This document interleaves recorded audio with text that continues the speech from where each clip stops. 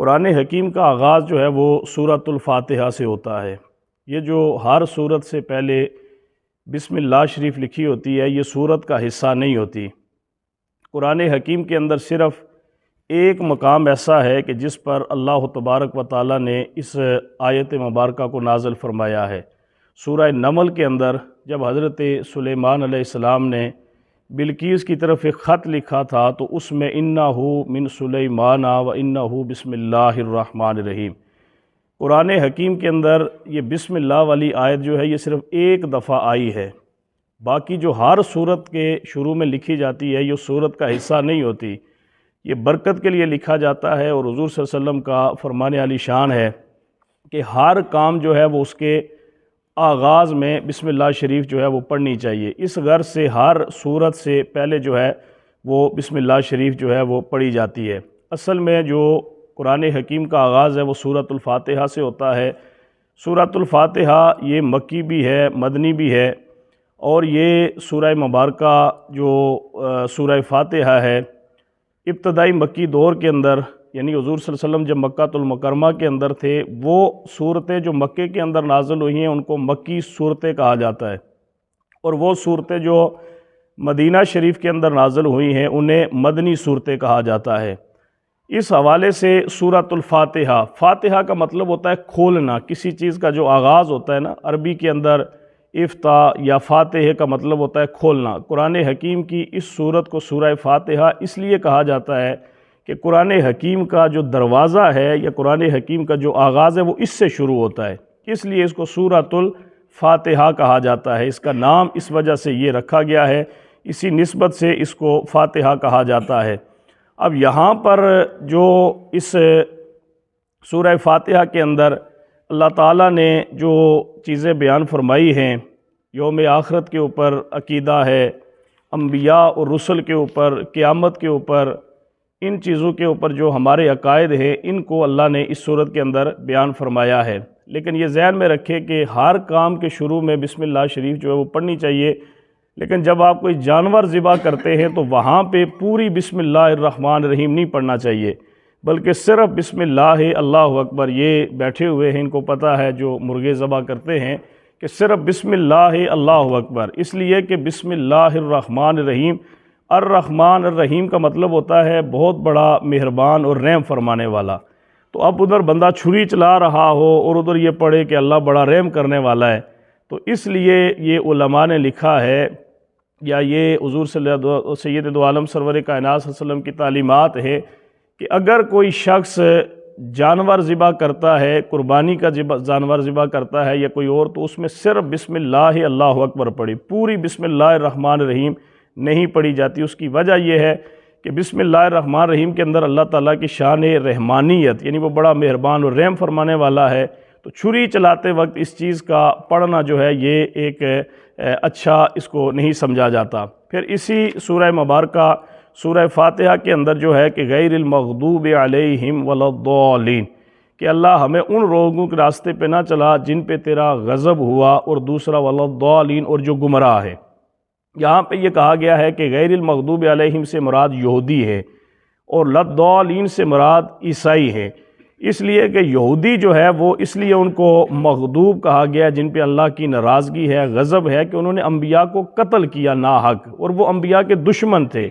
اللہ تعالیٰ نے اس لیے ان کو جو ہے وہ اپنے رحمت سے دور کیا اور ان کے اوپر عذاب نازل کیا۔ عیسائی جو تھے، عیسائی جو ہے یہ حضرت عیسیٰ علیہ السلام کے ساتھ بہت زیادہ محبت کرتے تھے، حضرت عیسیٰ کو خدا کا بیٹا کہتے تھے، خدا مانتے تھے، ان کے اندر انبیاء کی محبت تھی، حضرت عیسیٰ علیہ السلام کی محبت حد سے گزری ہوئی تھی، تو اس لیے اللہ تعالیٰ نے ان کو گمراہ کہا ہے۔ لیکن جو عذاب جن کے اوپر نازل فرمایا یا جن کے اوپر اللہ نے غضب اپنا اظہار فرمایا وہ یہودیوں کے اوپر فرمایا، اس وجہ سے کہ جو یہودی تھے انہوں نے انبیاء کو ناحق نعوذ باللہ شہید بھی کیا اور ان کی مخالفت بھی کی۔ اس کے بعد سورہ فاتحہ کے بعد سورۃ البقرہ، یہ سورت جو سورہ بقرہ ہے یہ مدنی ہے اور یہ مدینہ شریف کے اندر نازل ہوئی ہے۔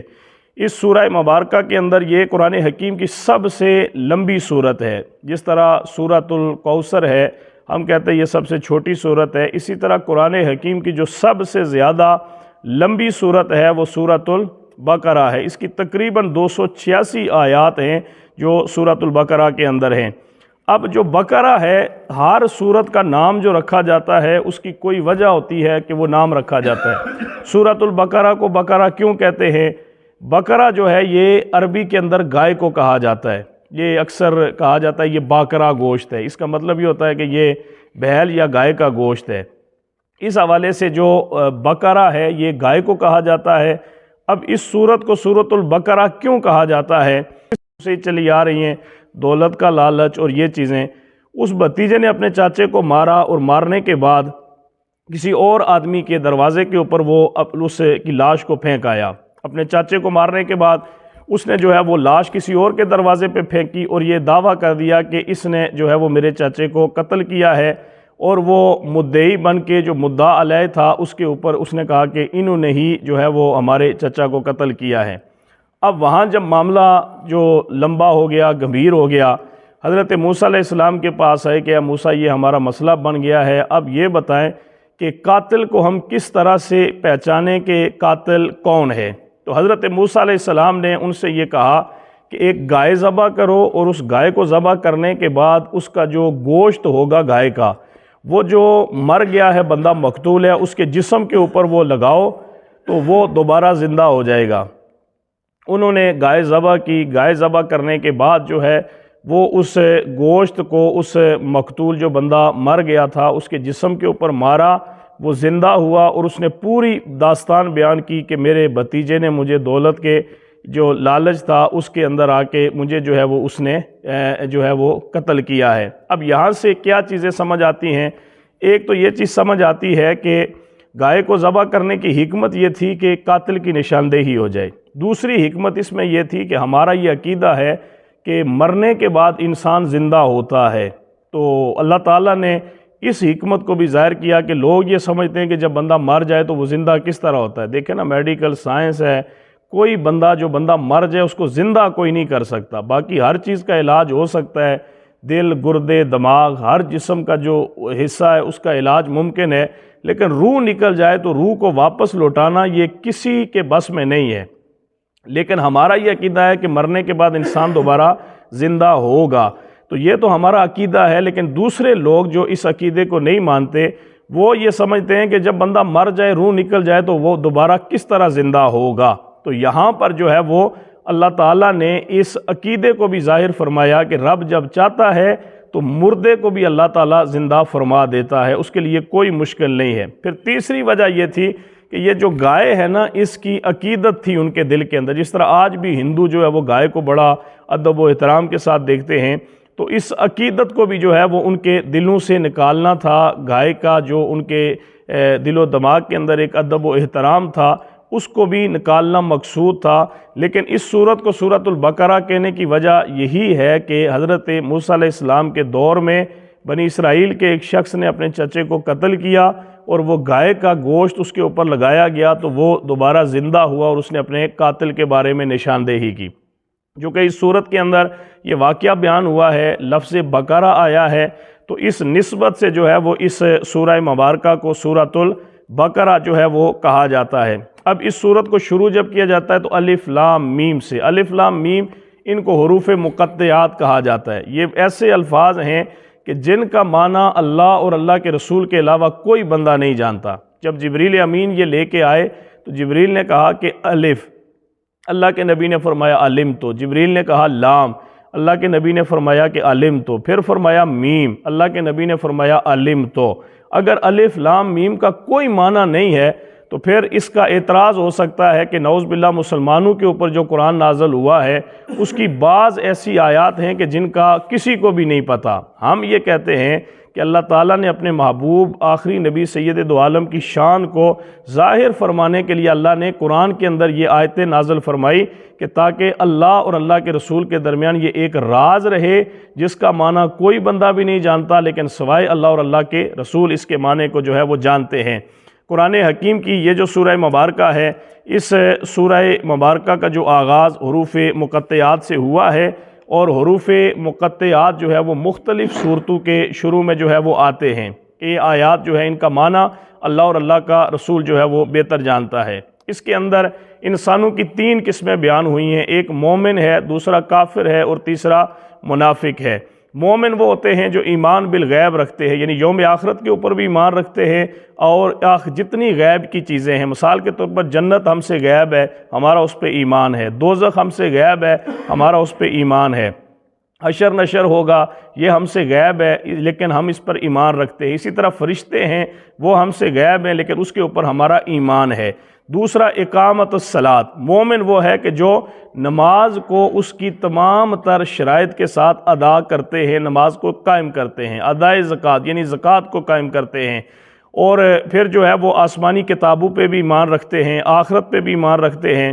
یہاں پر منافقین کا تذکرہ کیا گیا ہے اور منافقین کے 13 اوصاف جو ہے وہ بیان کیے گئے۔ منافق کون ہوتا ہے؟ حضور کی ایک حدیث مبارکہ ہے کہ منافق کی 3 نشانیاں ہیں، جب وہ وعدہ کرے تو وعدہ خلافی کرے، جب وہ بات کرے تو جھوٹ بولے، جب اس کے پاس کوئی امانت رکھی جائے تو وہ اس میں خیانت کرے۔ یہ منافق کی نشانیاں ہیں، اور منافق جو ہوگا وہ درک الاسفل، جہنم کے سب سے نچلے گڑھے کے اندر منافق ہوگا۔ اس لیے منافقت سے بچنا چاہیے اور جہاں تک ممکن ہو اپنے دل کو نفاق سے پاک رکھنا چاہیے۔ نفاق بہت بڑی بیماری ہے، نفاق دین کے لحاظ سے بھی ہوتا ہے، نفاق معاشرے کے اندر آپ رہتے ہیں اس میں بھی نفاق پایا جاتا ہے، لوگوں کے حوالے سے انسان کے دل میں نفاق ہوتا ہے، بظاہر کچھ اور ہوتا ہے، اندر سے کچھ اور ہوتا ہے۔ یہاں پر نفاق جو ہے یا منافقین، ان کے 12 اوصاف بیان ہوئے۔ کون کون سے؟ منافق جھوٹا ہوتا ہے، دوسرا منافق دھوکہ باز ہوتا ہے، منافق اس کے اندر عدم شعور ہوتا ہے، منافق کے اندر قلبی بیماریاں ہوتی ہیں دل کی، کون کون سی؟ حسد ہوتا ہے، تکبر ہوتا ہے، ہرس ہوتی ہے۔ متکبر آدمی، اللہ کے نبی کی حدیث مبارکہ ہے کہ جس کے دل کے اندر رائی کے دانے کے برابر بھی تکبر ہوگا، وہ انسان جنت کی بو بھی نہیں سونگھے گا۔ کیوں؟ کہ متکبر یہ اللہ کی شان ہے، تکبر یہ اللہ کی شان ہے، بڑھائی یہ اللہ کی شان ہے، لیکن جب کوئی انسان اپنے اندر کسی قسم کا تکبر لے کے آتا ہے تو اللہ اس انسان کو بہت زیادہ ناپسند فرماتا ہے۔ جو منافق ہوتا ہے اس کے اندر مکر و فریب بڑا ہوتا ہے، اس کے اندر صفاحت ہوتی ہے، بے وقوف قسم کا ہوتا ہے، احکام الہی کا استہزاء کرتا ہے، مذاق اڑاتا ہے۔ اس کو کہو آؤ یار آؤ چلتے تراویاں پڑھیں، تو وہ کہے گا یار تراویاں کیا، ادھر مولوی تو وہ جو ہے بندے کو جناب وہ بالکل جو ہے وہ ٹانگ ہی دیتے ہیں۔ اس طرح کی نا بڑی مزاحیہ قسم کی لوگ باتیں کرتے ہیں۔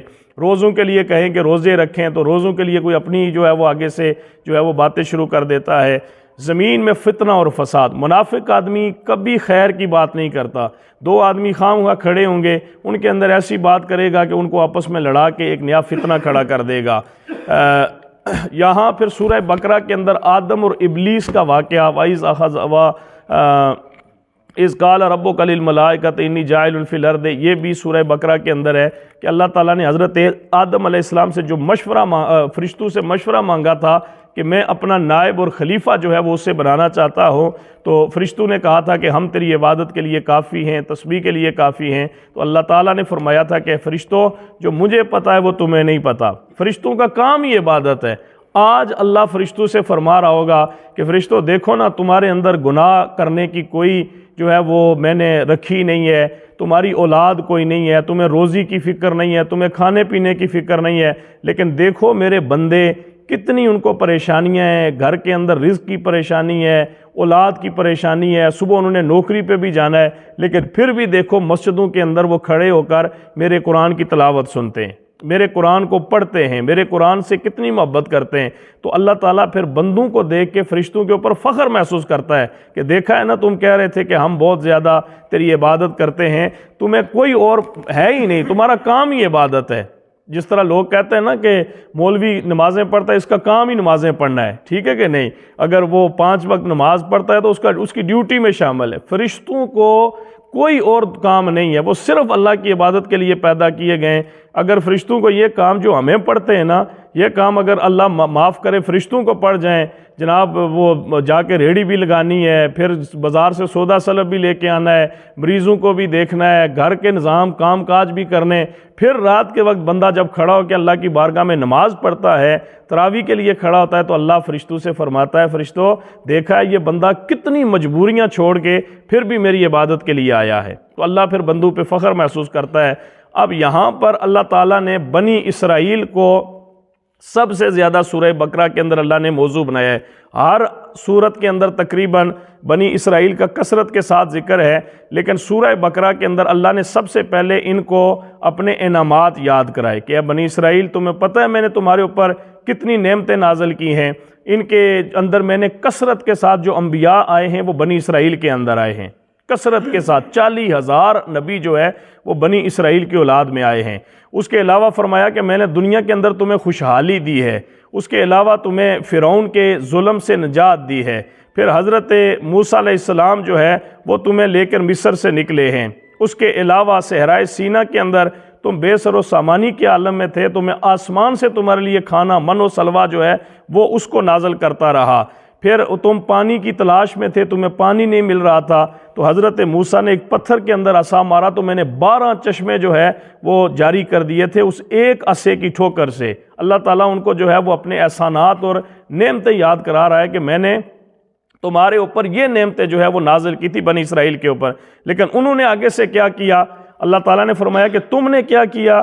تم نے یہ کیا کہ تم نے حق کو چھپایا۔ تمہیں پتہ تھا کہ آخری نبی آئے گا، آخری کتاب آئے گی، لیکن جب وہ آخری نبی آیا، جب آخری کتاب آئی تو تم نے حق کو چھپا دیا، تم نے کہا ہماری کتابوں کے اندر یہ نہیں ہے۔ دوسرا تم نے کیا کیا کہ خاتم النبیین کی نبوت کا انکار کیا۔ میں نے جس آخری نبی کو مبعوث فرمایا تمہاری کتابوں کے اندر واضح طور پہ لکھا تھا کہ ایک آخری رسول آئے گا، بلکہ انجیل کے اندر یہ لکھا ہوا ہے کہ یاتی من بعدی اسمہ احمد، کہ میرے بعد ایک نبی آئے گا جس کا نام احمد ہوگا۔ یہ انجیل کے اندر باقاعدہ موجود ہے۔ اللہ تعالیٰ نے فرمایا کہ تم نے چھپایا، پہلے حق کو چھپایا، پھر اللہ کے آخری نبی کی ختم نبوت کا تم نے انکار کیا، بچھڑے کو جو ہے وہ تم نے مجھے چھوڑ کر بچھڑے کو بعد میں معبود بنا لیا۔ حضرت موسیٰ علیہ السلام جب کوتور کے اوپر گئے، مڑ کے آئے تو تم بچھڑے کے پجاری بن گئے تھے، بچھڑے کے پوجنے والے بن گئے تھے، گائے کے پجاری بن گئے تھے۔